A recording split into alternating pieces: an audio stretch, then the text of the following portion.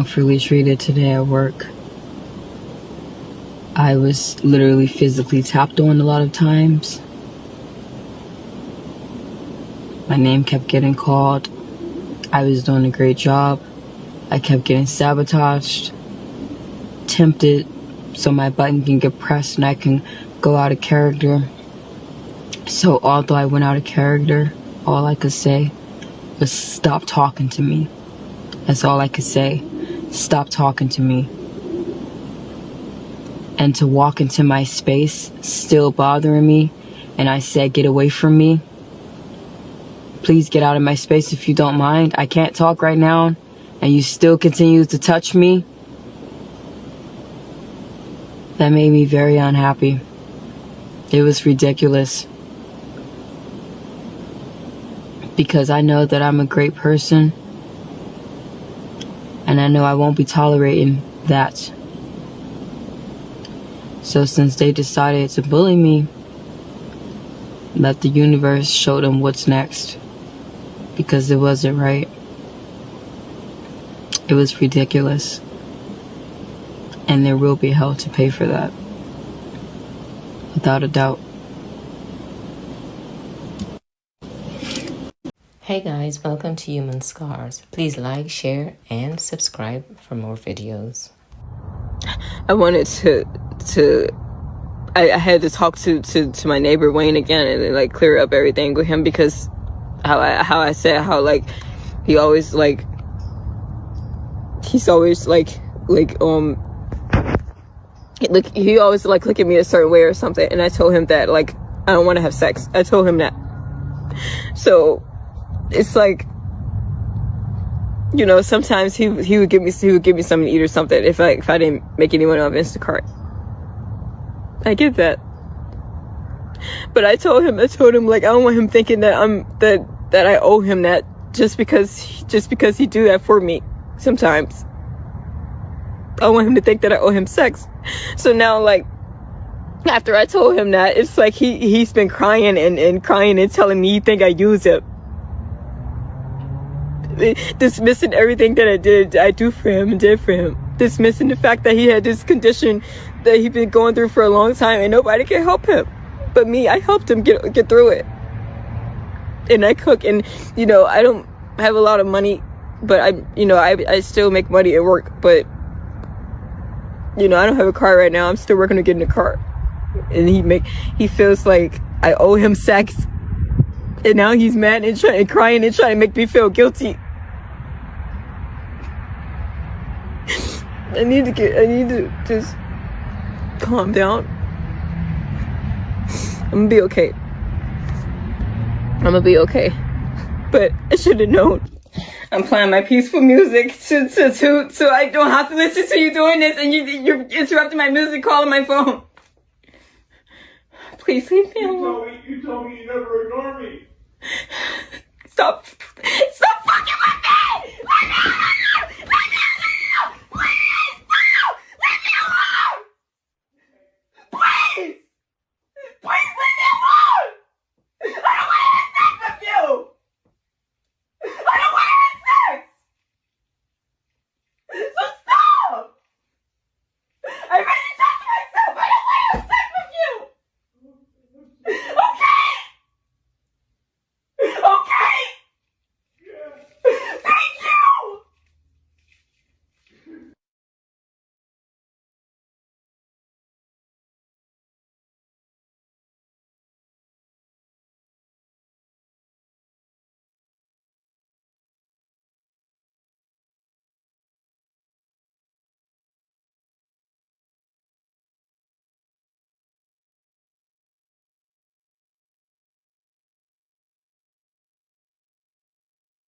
Accused of stabbing her manager to death here at this East Point McDonald's was just charged with first-degree murder. We were in court where a judge set her bond at $25 million. And we're also learning more about her history, including videos she posted to Instagram just days before the stabbing.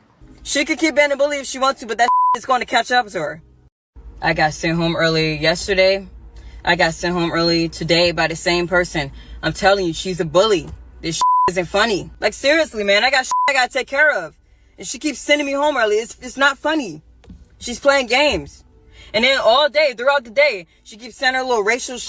And then throughout the day, she keeps on like putting negative energy in the air, talking about people, gossiping about people. You know, nobody's perfect. It's God, it happens. You know what I mean? So all that animosity and shit that she keep putting in the air and stuff, then trying to tell me I'm always snapping on people. No, that's false. No, I don't snap on people. I don't go in there doing that. I tell her, no, I make peace. That's what I'm doing.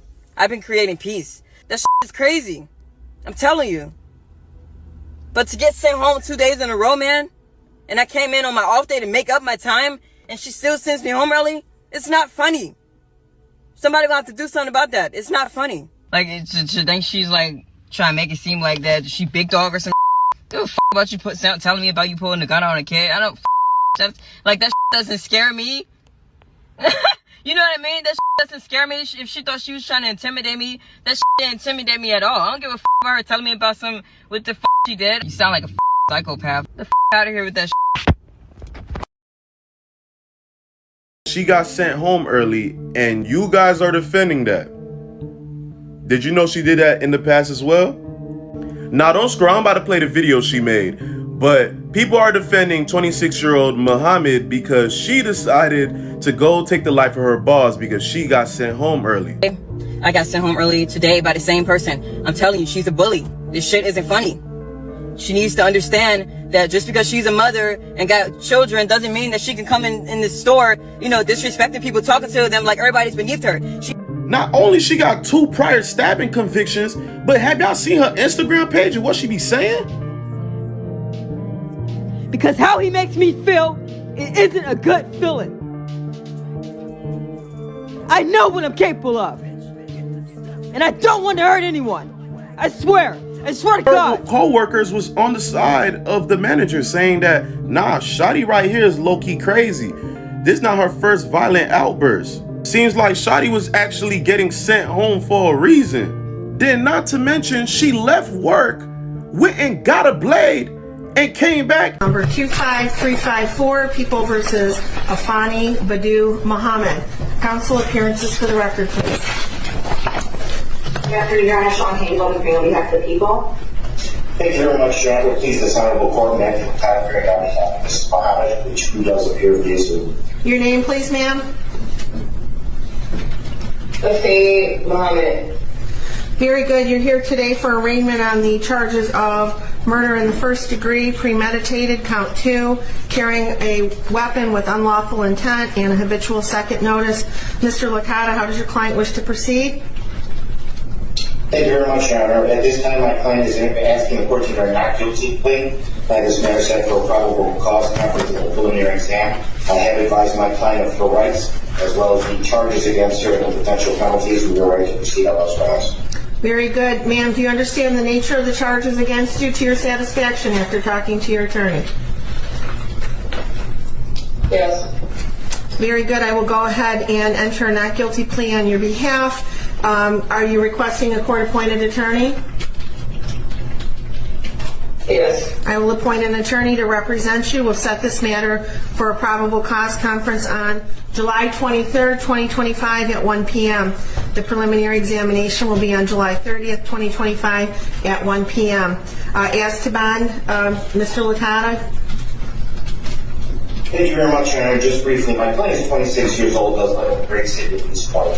Your Honor, my client is a high school graduate. In fact, is actually taking some online classes for college for a physical therapy degree. Your Honor, there are some disturbing facts in this particular matter, but there are facts that haven't been brought out yet, and my client is extremely anxious to have those facts brought to light during the pendency of this case. She was in an extremely abusive relationship that was not only mental but physical, that involved alcohol issues, which is where the habitual second stems from, and her prior record. Your Honor, my client is a helpful person. She's a giving person.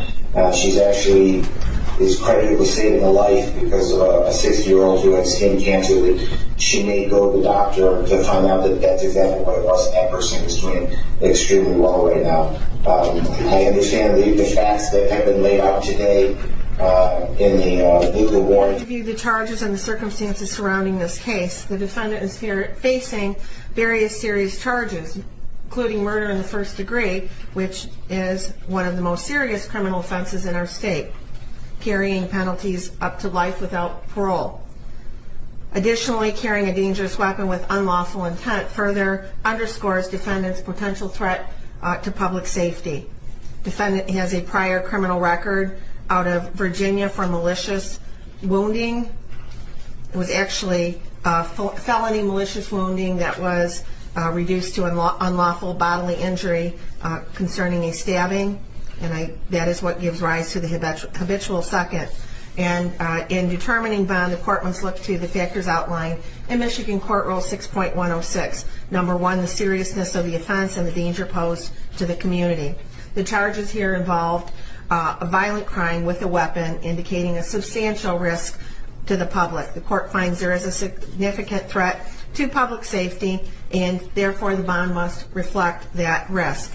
Number two, the weight of the evidence against the defendant. While the evidence is not fully before us and the defendant is cloaked with the presumption of innocence, the nature of the charges along with the prior criminal history suggests that there is substantial evidence against the defendant. Defendant's criminal history: the defendant has a violent criminal past. The history supports the court's concern that the defendant may engage in further violent conduct if she is released. The defendant's ties to the community: while the defendant is relatively young at 26 years of age, there's no indication that she has any significant stabilizing ties to the community that would ensure her return for court appearances. Without these ties, the court is concerned about the likelihood of flight. Number five, defendant's risk of fleeing or failing to appear. Due to the severity of the charges and the habitual offender status, it makes the defendant a high risk for flight. The court finds that this factor weighs heavily in favor of a high bond amount. Substance abuse or mental treatment: although there are no reports at this time suggesting that the defendant suffers from mental health or substance abuse issues that would mitigate the risks posed by defendant's release, the court is, after considering all of these factors, going to be setting bond at $25 million, cash surety only, with conditions. If the defendant is able to meet those conditions, she must be on a GPS steel cuff tether. She's not to leave the state of Michigan. She is to report her address within 24 hours of, she must report any change of address within 24 hours. There would be stringent daily contact with community corrections as to her whereabouts. She also would be required to have alcohol and drug testing as condition of her release. Thank you guys so much for watching. Don't forget to like, share, and subscribe. Also leave me a comment. Let me know your reaction. See you on the next one.